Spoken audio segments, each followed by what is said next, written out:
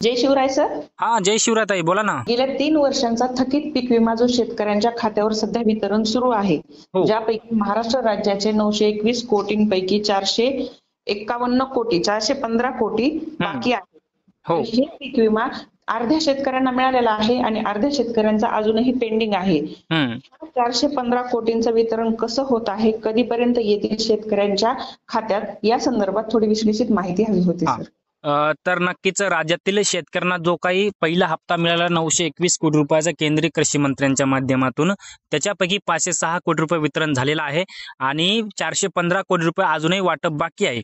आता जवळपास हा पीक विमा जवळपास 2022चाही नाही, 2023चाही नाही. हा पीक विमा फक्त आहे खरीप हंगाम 2024चा, म्हणजे गत वर्षीचा खरीप हंगाम 2024चा आणि रब्बी हंगाम 2024-25चा. या रब्बी आणि खरीपातल्या 2024चा हा पीक विमा आहे आणि एकूण 921 कोटी रुपये महाराष्ट्राला मिळालेत आणि राज्यातील शेतकऱ्यांना खात्यात राज्यातील शेतकऱ्यांच्या खात्यामध्ये पुढील 7 दिवसामध्ये पीक विमा भरपाईचे उर्वरित 415 कोटी रुपये जमा होतील, अशी माहिती कृषी विभागातील विश्वसनीय सूत्राच्या माध्यमातून आपल्याला दिली. सोमवारी म्हणजेच 11 तारखेला पीक विमा भरपाईचे 506 कोटी रुपये जमा करण्यात आले आणि शेतकऱ्यांना एकूण 921 कोटी रुपये देणे होते. आणि केंद्रीय कृषी मंत्री शिवराज सिंह चौहान यांनी सोमवारी राजस्थानमधील एका कार्यक्रमात देशातील 35 लाख शेतकऱ्यांच्या खात्यात 3,900 कोटी रुपये जमा केले. त्यात महाराष्ट्रातील शेतकऱ्यांना जवळपास 16 लाख शेतकऱ्यांना 506 कोटी रुपये जमा करण्यात आले होते. देशातील शेतकऱ्यांना जवळपास 7,500 कोटी रुपये अजूनही विमा भरपाई अजूनही थकीत आहे.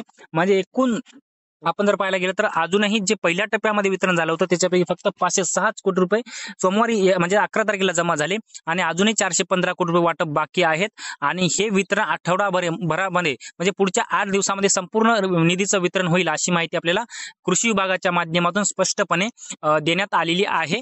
आणि याच्यामध्ये आपण जर पाहायला गेलं तर बऱ्याच साऱ्या शेतकऱ्यांना हा पीक विमा मिळाला नाही. बरेच सारे शेतकरी म्हणतील की सर तुम्ही सांगताय नुसती आकडेवारी सांगतात कोटींमध्ये, आमच्या खात्यात एकही रुपया नाही, मग हे वाटप कुठं अडकले, हे पैसे गेले कुठं?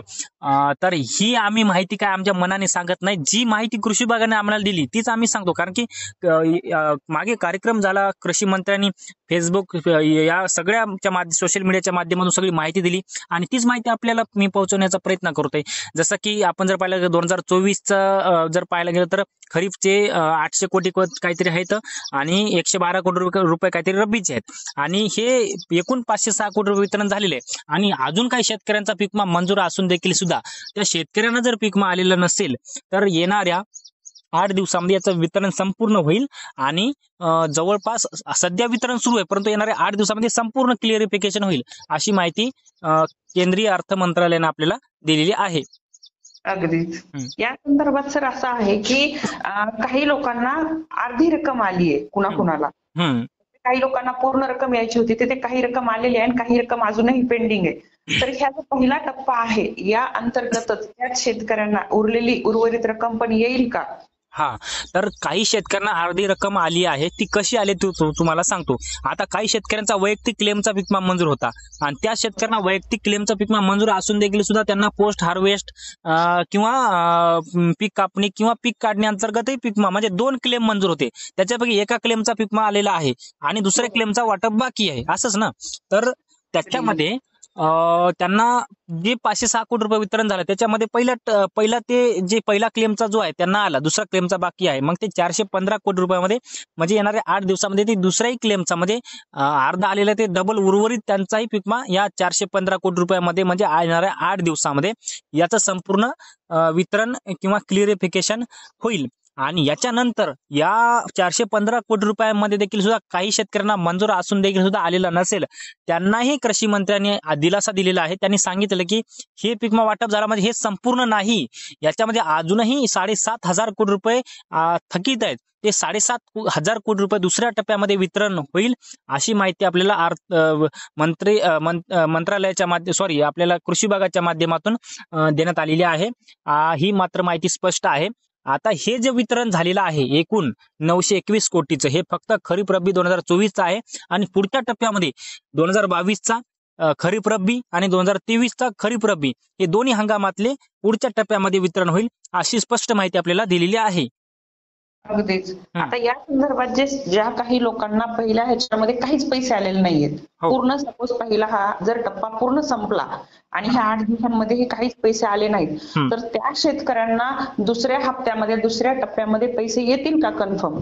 हा, या अशा शेतकऱ्यांना काही जर आलेले नसतील तर याचं कारण असं आहे की त्यांना 2024चा पीक विमा मंजूर नाही किंवा मंजूर असेल तर ऑलरेडी त्यांना ज्यावेळेस एप्रिलमध्ये पीक विम्याचं वितरण झालं उन्हाळ्यामध्ये त्यावेळेस त्यांना भेटला असं आपण समजू शकतो. परंतु त्या शेतकऱ्यांचा 2022चा खरीप रब्बी असेल किंवा 2023चा मंजूर असेल तर त्यांना दुसऱ्या टप्प्यामध्ये वितरण होईल. त्यामुळे कारण की आपण पाहिलंच आहे की 2023 मध्ये म्हणजे 2 वर्षापूर्वी 2023चा पीक विमा भरपूर शेतकऱ्यांना आला नाही. जसं की हिंगोली जिल्ह्यामध्ये हेक्टरी 30-30 हजार रुपये काही शेतकऱ्यांना आले, परंतु बऱ्याच साऱ्या शेतकऱ्यांना रुपये आला नाही. म्हणजे शेजाऱ्याला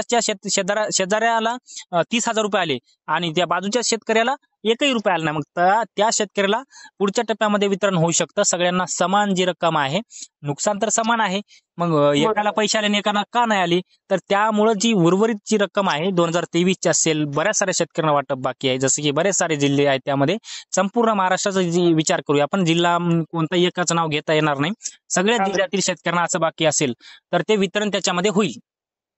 बरं, आता या मध्ये सर्व प्रत्येक जिल्ह्याने हा काही वेगळेपणा असेल का, की कोणत्या जिल्ह्याचा आधी येईल, कोणत्या जिल्ह्याचा नंतर येईल, किंवा कोणत्या जिल्ह्याला जास्त येणार नाही किंवा कोणत्या जिल्ह्याला जास्त येईल, असं काही असेल का कोणत्या एरिया वाईज? आता कोणत्या जिल्ह्यांचं पेमेंट पीक विम्याचं लेट होणार आहे ते तुम्हाला सांगतो. सर्वप्रथम अहमदनगर जिल्हा म्हणजेच अहिल्यानगर. आता अहिल्यानगर जिल्ह्याचं पेमेंट लेट का होणार ते सांगतो. राज्य सरकारनं अशी तरतूद केली होती, ज्या जिल्ह्यातील शेतकऱ्यांचं विमा कंपनीसोबत तरतूद केली होती आणि त्याच्यामध्ये सांगण्यात आलं होतं की ज्या जिल्ह्यातील शेतकऱ्यांचं 110% पेक्षा जास्त नुकसान होईल आणि 110% पेक्षा उर्वरित जी रक्कम आहे, वरची जी भरपाई आहे, सरकार देईल, असं स्पष्टपणे तरतूद विमा कंपन्यांसोबत सरकारने केली होती. आणि ज्या जिल्ह्यातील शेतकऱ्यांचं 80% पेक्षा कमी नुकसान होईल ती उर्वरित रक्कम कंपनीने सरकारला वापस करावी. तर त्याच्यामध्ये अहमदनगर जिल्हा आहे 110% पेक्षा नुकसान झालेला जिल्हा. त्याच्यामध्ये दुसरा जिल्हा आहे सोलापूर जिल्हा. बुलढाणा जिल्ह्यातही काही शेतकरी आहेत, याचबरोबर असे बरेच सारे जिल्हे आहेत. बरोबर. याच्यामध्ये बरेच सारे जिल्हे असे आहेत की त्या जिल्ह्यातील शेतकऱ्यांचे 110% पेक्षा जास्त नुकसान आहे. मग आता 110% पेक्षा वरची भरपाई आता सरकारला विमा कंपनीला द्यावी लागेल आणि विमा कंपनी सरकारकडे मागणी करेल की बाबा या जिल्ह्यातील शेतकऱ्यांचं 110% पेक्षा नुकसान जास्त आहे आणि आपलं ठरल्याप्रमाणे तुम्ही जी बोलला होता ती वरची रक्कम आम्हाला द्या, आम्हाला शेतकऱ्यांना वाटप करायची आहे आणि नंतर ते पेमेंट येईल. त्यामुळे या पेमेंटला जवळपास किती उशीर लागेल ते सांगता येत नाही. ज्यावेळेस कृषी विभाग स्पष्ट करेल त्यावेळेस आपण यावरती पुन्हा एकदा माहिती घेऊया, परंतु सध्या त्याचं अपडेट नाही. परंतु ज्या शेतकऱ्यांचा सध्या पीक विमा मंजूर आहे त्या शेतकऱ्यांना मात्र पुढच्या 1-2 महिन्यामध्ये याचं किंवा येणाऱ्या 8 दिवसामध्ये 415 कोटी जे आहेत ते तर वाटप होतीलच 8 दिवसामध्ये. दुसरा टप्पाही पुढच्या 1 महिन्यामध्ये क्लिअर होईल अशी माहिती आपल्याला दिलेली आहे. एवढी सविस्तर माहिती दिल्याबद्दल धन्यवाद सर. सर्व शेतकऱ्यांना विनंती आहे, वेळोवेळी या चॅनलवर सर्व अपडेट्स मिळत राहतील. सर्वांनी बघत राहा कृषी कल्याण चॅनल, शेतकऱ्यांच्या हक्काचं, शेतकऱ्यांच्या विश्वासाचं. परत एकदा धन्यवाद सर. धन्यवाद.